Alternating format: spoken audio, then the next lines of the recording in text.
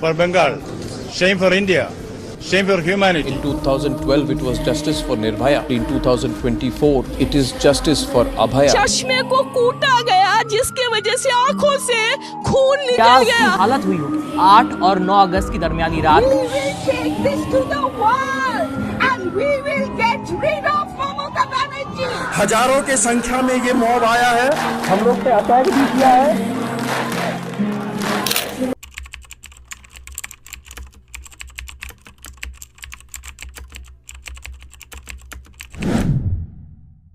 যে রাজ্যের মুখ্যমন্ত্রী একজন নারী, সেই রাজ্যেরই নারীদের সুরক্ষা নিয়ে আজ প্রশ্ন উঠছে। তবু মুখ্যমন্ত্রী নীরব কেন? উনি দোষীদের সন্ধানে আগ্রহী নয় কেন? নাকি নিজের আঁচলে এই দোষীদের লুকিয়ে রাখছেন?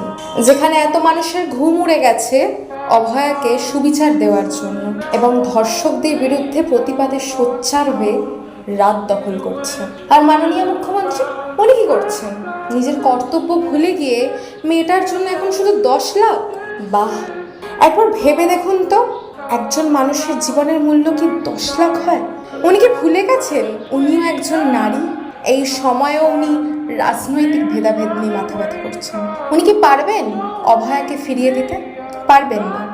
বলাই বাহুল্য, এখন যদি জাতীয় পতাকা হাতে রেখে প্রতিবাদ মিছিলে নামলে যদি বিজেপি সমর্থক হয়, তবে আমাদের রাজ্য পুলিশকেও সবুজ বাহিনী বলতে সমস্যা কোথায়?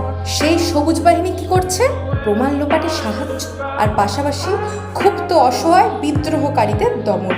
বাহ, উদাহরণস্বরূপ যদি বলি যে আমাদের বাড়ির গেট খোলা থাকলো, বাড়িতে কেউ ঢুকে চুরি করে নিয়ে গেল, দায় তো আমাকেই নিতে হবে না? কারণ আমার ভুল, আমি গেট খোলা রেখেছিলাম, আবার আমারই অক্ষমতা, আমি সে চোর ধরতে ব্যর্থ হয়েছি। তেমনই একটা এত খ্যাত হাসপাতালের এত ডেডিকেটেড একজন ডাক্তারের সাথে এমন হয়ে গেল, আর head of the institution Sandip বাবু হাত তুলে নিল। যার রাজ্যে এমন ঘটনা ঘটে গেল তারও কোনো মাথা ব্যথা নেই। উনি কি ভুলে গেল যে এই রাজ্যের মানুষের সুরক্ষা দায়িত্ব ওনার? দায়িত্ব নিতে না পারলে পদত্যাগ করুন। এখন শুধু এক দফা মানুষের একই দাবি, মুখ্যমন্ত্রীর পদত্যাগের দাবি। This is your complete failure মাননীয়া।